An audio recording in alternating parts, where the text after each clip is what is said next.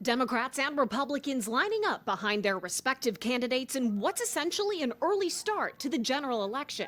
Polls out this week giving Democrats reason to be nervous about this rematch of 2020. In a New York Times Siena College poll, among voters who supported Biden in 2020, just 83% said they would vote for him again versus Trump if the election were held today, compared to 97% of Trump's 2020 supporters who say they'd vote for him again. Concerns about Biden's age and low approval on top issues like immigration and the economy, putting his supporters on the defensive. What matters is how people vote, and we have consistently, as Democrats, overperformed polls. I think Joe Biden has demonstrated that he'll beat Donald Trump, and he's going to beat him again.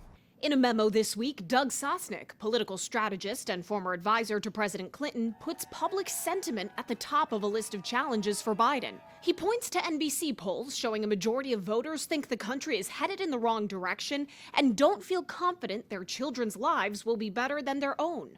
Sosnick writes, not surprisingly, these attitudes have led the electorate to vote against whoever is in power in 10 out of the last 12 elections. In many ways, 2024 doesn't look like other elections. This is really what our country's all about. We're going to bring it back. There's a contingent of Americans known as double haters, voters who have negative views of Biden and Trump. The New York Times estimates they make up 19% of the electorate.